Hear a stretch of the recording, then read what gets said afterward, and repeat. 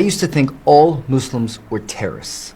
3 years ago, I became a Muslim. I'm 38, white, and from the United States. And in this video, I'll cover what changed my mind about Islam, the hardest part about converting, and what I believe now about Islam that I didn't before. 7 years ago, I went through a horrible, devastating divorce 6 months after my son was born. At the time, I had a very successful business, and so I did have money, but I was extremely unhappy because the divorce just completely wrecked me. I believe that God sometimes gives you things like money to test you, to see what you do with it, and I obviously failed. About 4 years, I was living what most men would consider the dream life. You know, I had parties, I had women, I had all of these things that men dream of, at least in America. But I wasn't happy. Every night I would go home and I would just wish that I had my family. I would feel this emptiness in my chest after, 7, 8, 9 hours of having fun. I would just not be happy. And I knew that at the end of the day, something was missing in here. I did not think I could get any more depressed until the day it happened. I noticed that my ex-wife suddenly had this sense of peace, and she just seemed happy. And so I asked her, I said, what's going on? Like, what are you doing? And she tells me, well, I decided to convert to Islam. Now, full stop. You have to understand that I'm American. And in America, we are programmed to hate Muslims. Every TV show, every movie, every time you see a Muslim, you see an AK-47, Allah Akbar, just paints a horrible picture. And so, of course, I hated Islam. I hated Muslims. I thought they were all terrorists. And so when she told me this, I was devastated. And I immediately, I'll be honest, I became aggressive. I said, don't you dare teach our son that stuff. I threatened to take her to court. I was going to spend every penny I had to try to take my child back so that he would not learn Islamic teachings or anything about being a Muslim. It was a really hard time for my family. So then my wife was smart enough to hand me the Quran, and she said, listen, read it. See if you find something you don't like. Now, I didn't tell her this at the time, but I've always been a big believer in know your enemy. And I had every intention to fight this, every intention to use every piece of information I could against her. And so I took the book and I thought, okay, I'm gonna learn about this religion. I'm gonna figure out exactly how to fight this, because I do not want my son to be Muslim. Ain't no way, no how. So I started reading the book, and believe it or not, I didn't find much that I didn't like, but I was still very skeptical. And so I really thought about it. And I read the family values, I read the things in it about being a good person and giving charity, and I thought, okay, all right, this maybe I was lied to. Maybe America, and at least the Western society, lied to me a little bit about Islam. Maybe this isn't quite what they told me it was. Maybe it's not that bad, but I still wasn't sold. I thought about it and I was like, well, wait a minute. If I send my son out into the world, if I send him to school, if I let society tell him how to live, he'll have a bad day and they'll tell him that he needs to dye his hair blue and become a girl or an infinite gender or just something wacky that, look, if you thought I hated Islam, I hated that stuff even more. And so I thought about it and I was like, well, if he's Muslim, there ain't no way that's gonna happen. If he's not Muslim, it could happen. And so I thought about it and I was like, trans-Muslim, trans-Muslim, trans-Muslim, Muslim. So I called my wife up and I said, listen, you can teach him Islam. And she was absolutely shocked. But I was making an executive decision as a father, in my mind at the time, the lesser of two evils. Now at this point, I really needed to understand the religion that my son was going to be taught. So I actually picked up the Quran and I started reading it. I started going to the mosque, to these little events they would have, like the children's events and the bazaars and whatnot. And I noticed that there was so much in the Quran that was amazing. There was so much about the religion that was literally like, if you were to take how the West paints a picture of Islam and you put it here, and then you put the actual religion of Islam here, they're like two completely different religions. And so I began to feel like I was lied to. Like I was told, hey, these people are bad, they believe in XYZ, but in reality, they believed in ABC. And so I also noticed that when I went to the mosque, if there was a poor person, the imam would ask for money, you'd give him the money, and he would hand it to the poor person. And the mosques were just as nice as they needed to be to get the job done. When I remember going to because I grew up Christian, when I went to Christian churches, I remember the preachers having, sometimes a Rolls Royce, and they would just waste money on things. And look, no shade against Christians, but for me, it just seemed more genuine to give money and have them immediately hand it to a sister who needed it, who was struggling to feed her family, not put it in a collection jar and just hopefully maybe it'll make its way through the Rolls-Royce dealership, maybe to the poor people. And so I just noticed all these things and I thought, man, this is a beautiful religion. Now, at the time, I was dating a girl, and it was going well, but for me, there was things that I did not agree with that were very Western. Things like, hanging out with other guys privately and, going on trips by yourself while hanging out with other men, and just things that I was not comfortable with, and it created conflict, and I ended the relationship. Now, I did not really realize this at the time, but that was a very Muslim thing to do. Like if you have a relationship with a man, or you're married or something like that, you shouldn't be hanging out with other dudes. It's just like a basic.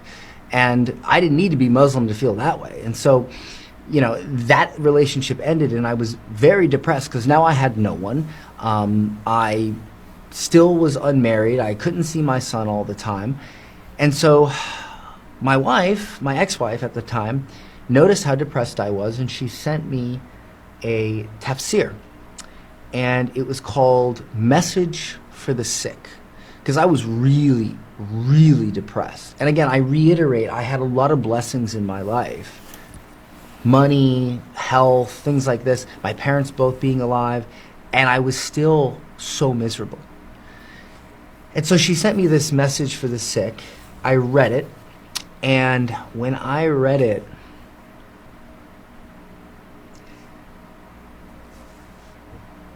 it just made everything come together for me. And I read it, and I said to her, we were actually in the car when I read it,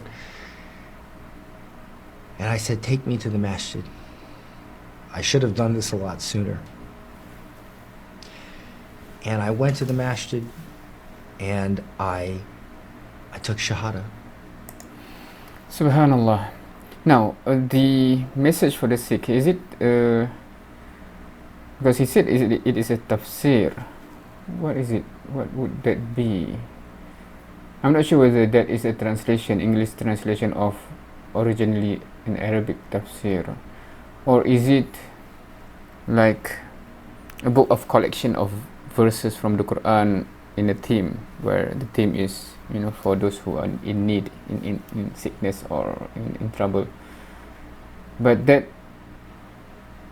seems that speaks to him, right?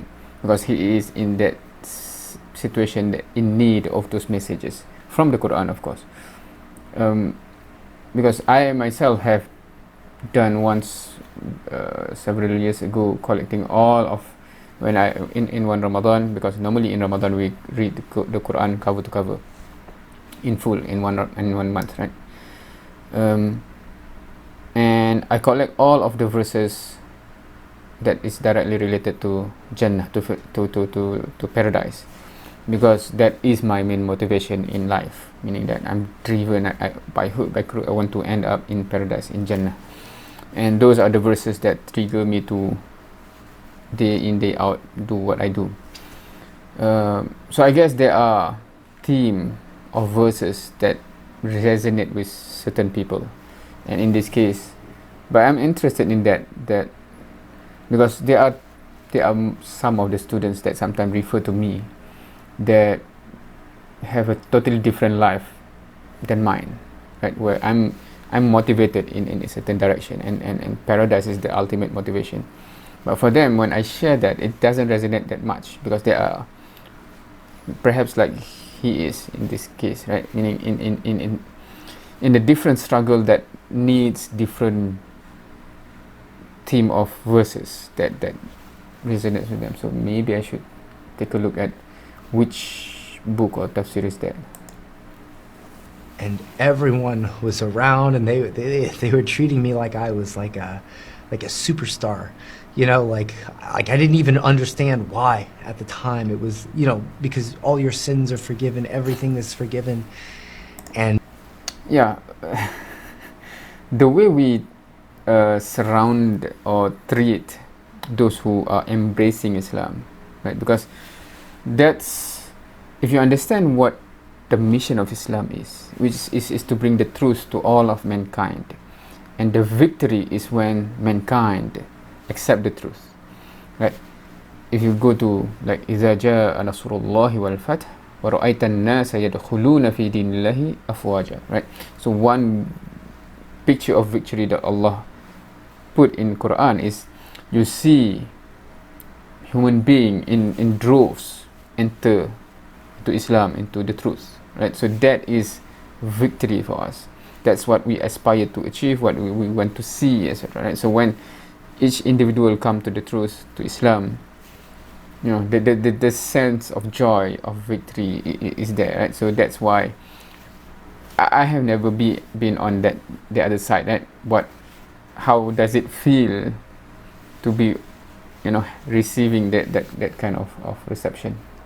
And you're like the cleanest of them. And you know, I had noticed before that the Muslims were the nicest people I had ever met, but now I really saw it, and they were so welcoming, and it was an amazing experience. And it felt like all this weight, all these horrible things I had done, all these sins and these things that were not what I believed myself to be as a person, outside of what I wanted my character to be, all these things weighing me down that I felt horrible about and that I felt like I could never ever make up for,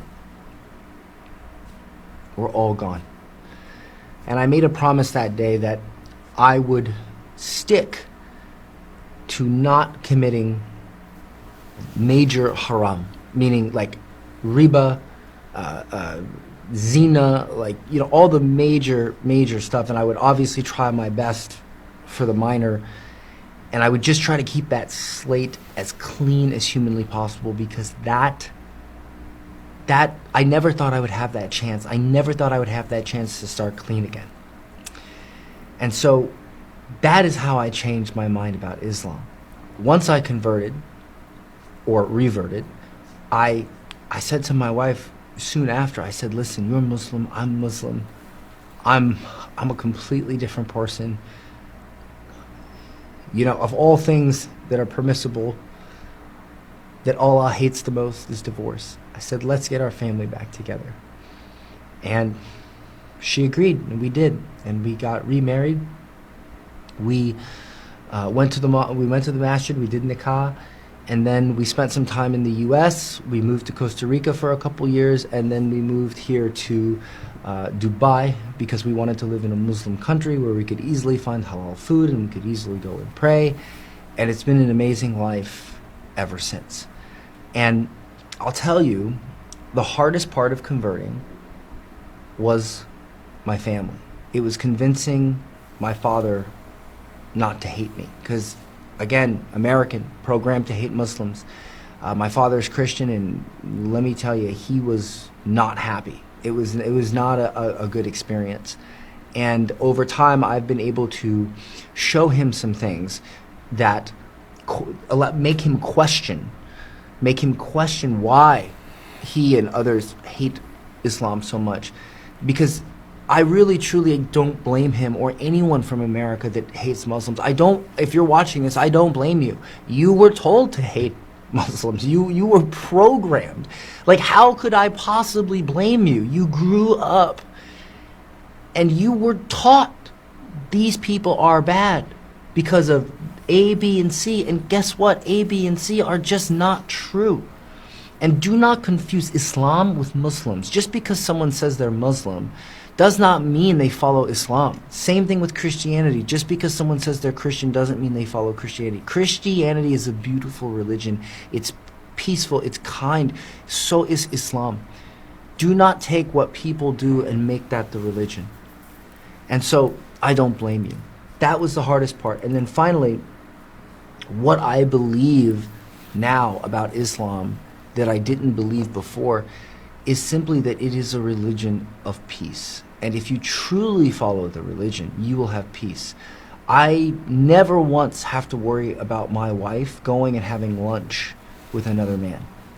Like, that's not even a conversation, you know? I don't have to worry about her going out and partying. I don't have to worry about any of the things I had to worry about with women in America. I don't have to worry about my life getting derailed with drugs and alcohol because, mashallah, I have not drank in 3 years. I can't. Now that is an aspect that I think it's interesting. It is a package that is beautiful, but some people didn't realize it until they directly contrast and compare, I think. Because I have, students that I mentor that at the age when thinking about having a spouse, getting to get married, finding someone to marry, right? And they are exposed so much to Western movies, shows, values, and nowadays Korean, for example, right, which share the same essential value that what normally before we call Western values, right? Meaning that boyfriend, girlfriend, etc., right?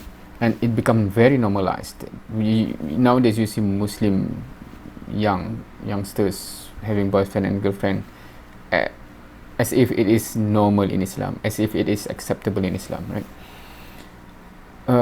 So they find it hard to accept why should we be strict, right? Because they see it as strict, because they live in a liberal way. Even though they identify as Muslim, they live in a liberal worldview. And suddenly Islam says, no, boyfriend, girlfriend not accepted, shouldn't be. Why so strict, right?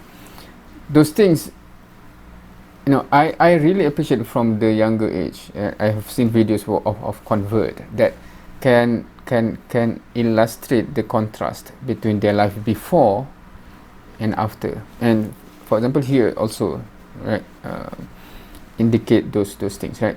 Suddenly now, it gives you ease and tranquility and peace that you can trust, because when you live in this way and your spouse lives in this way, it takes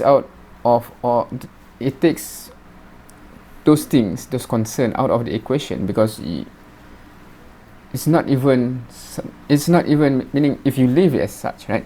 You it's not, how to say, okay, this is totally a different topic, right? Because I've seen some Christians videos of young Christians says, I want to save myself for marriage, something like that, right?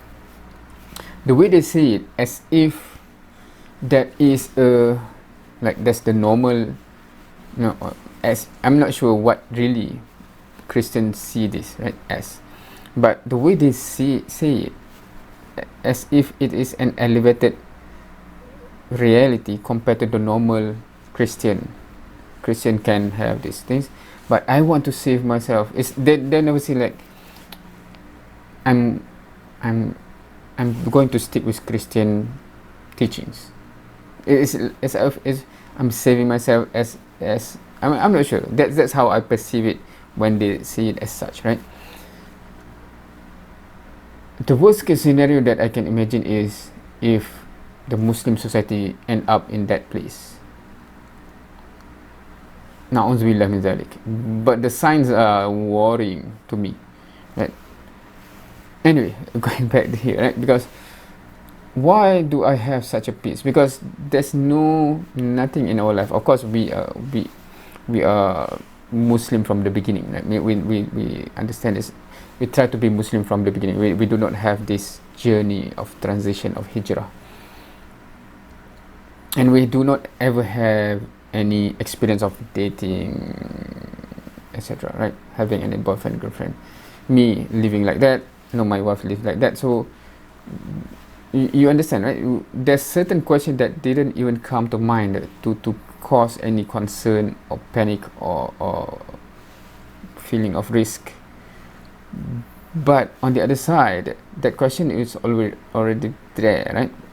Meaning, for example, right, there's even YouTube channel that is dedicated to would your partner cheat on you if presented with a rich guy or whatever, right? There's those things.